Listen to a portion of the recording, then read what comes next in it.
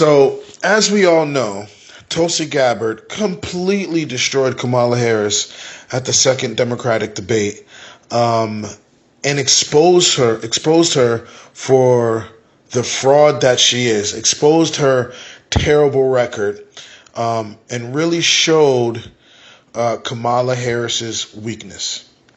Now, Kamala Harris had an interview after, I believe it was with Anderson Cooper, and instead of addressing the allegations against her, instead of addressing her horrible record, she chose to smear Tulsi Gabbard. She used right-wing talking points. I'm actually a bit surprised that she decided to go that way, because she has nothing on her, right? She called her an Assange apologist, and that's very right-wing. That's something you'd hear from Ben Shapiro. That's something you hear from Tucker Carlson or Steven Crowder. For her to use that in response to Tulsi calling her out was very right-wing, and I was admittedly a bit surprised. On top of that, she sort of, had a bravado and was real braggadocious, talking about, polling numbers and how, Kamala was, had a higher percent than Tulsi Gabbard, which is true, but she came off as really arrogant, and it kind of left a bad taste in your mouth. If you look at Kamala and the way she's carrying herself and the way she's acting, it's like I can smell the Hillary 2.0 on her. Like, you smell that? It's real pungent. You can smell the Hillary-esque odor coming from Kamala Harris, and it's going to turn voters off. I'm telling you. And because you had nothing substantial to say, because you had nothing with substance to say against Tulsi Gabbard, except for, my numbers are higher and you're an Assange apologist, so I can't take you serious. Okay, you don't take her serious. Answer the damn questions, right? You need to be held accountable for the horrible choices you've made. And again, I said these things in prior videos about her horrible record, and I don't know if anybody took it serious. I don't know if they truly understood that the things I was saying about her was true, but clearly they are. I wasn't the only one voicing that, and I'm glad it's out there for the world to see, because, listen, a lot of black and brown people were almost by default going to be on Kamala Harris' side. They're like, oh, she's a woman and she's African American. Why wouldn't I vote for her? It's because she doesn't have your own best interest at heart. And just because you're running for president of the United States, just because you want to be POTUS, doesn't mean, I changed my mind on all those horrible things I did. No, your voting record is bad. Your record in general is bad, and it shows who you are.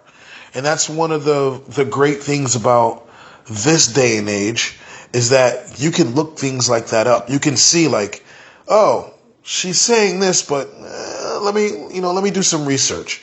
And then you can get all that information and then make an educated vote. You can make an educated guess as to who you feel is going to change your quality of life, or at least help to steer your quality of life in the right direction. And she's keeping people locked up on technicalities. She's keeping people locked up so she can get cheap labor. She doesn't care about you. All she wants to do is become POTUS. And I've said it before, and I'll say it again. She knows how to play the game, but she's a one-trick pony. And once she was exposed, she showed all her fundamental weaknesses.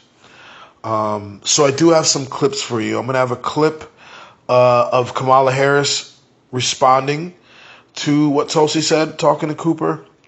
And then I have a small clip. I'm not going to play the whole thing, just a piece of it, from The Hill. They did an interview with Tulsi, I think she's been going around doing a couple different interviews. But the one I'm going to play is from The Hill, a small clip from it, in response to what Kamala Harris had to say about her. And yeah, interestingly enough, once again, Tulsi Gabbard is the most searched candidate on Google. I find that quite interesting. And don't let, big media tell you that doesn't mean anything. It means something. So what it means is people are interested and people want to know about her and people want to delve deeper and they want to research her. And that's always a good thing. You've piqued people's curiosity. And that's what you want to do. You don't want to be a stagnant candidate. You don't want people to, not care about who you are. So kudos to her. So I'm going to play those clips. If you like what you see, if you like what you hear, please like, comment, and subscribe. I'd appreciate it.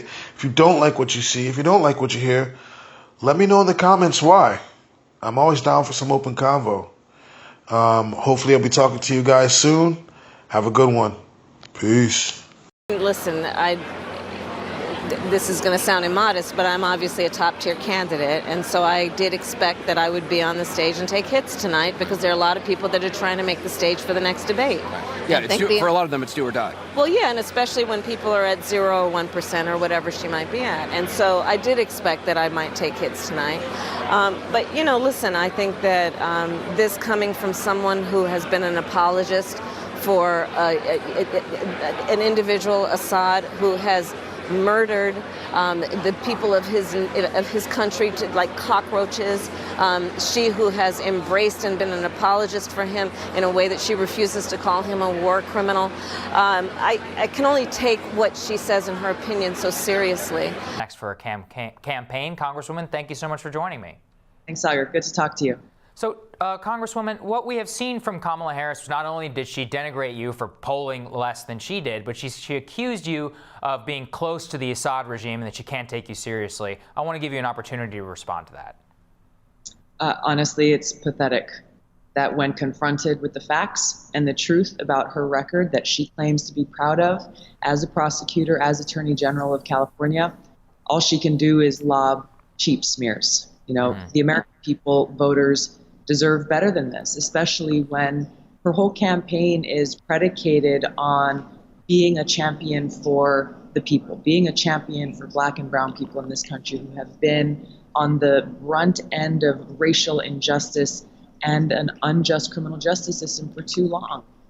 This is all a lie, because when she was in a position to do something about it, when she was in a position to make a difference and truly be a champion for the people, she furthered and perpetuated this unfair, unjust system that harmed many Black and brown people in the state of California.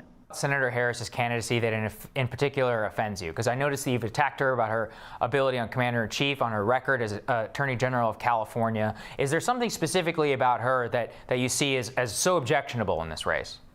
No, this is nothing personal. This is about the American people having the facts and knowing the truth. And frankly, this is this issue of criminal justice reform that is impacting so many people in this country, and where we're seeing in Congress with the passage of the First Step Act, the prison reform bill, there is bipartisan agreement on the changes that we need to see in this country. And I think the American people need and deserve to know the truth, especially when you have someone like Senator Harris, who as a prosecutor, as an attorney general, was in a position to do something about this. She chose not to, and in fact, she made things worse for the people that she was charged to serve.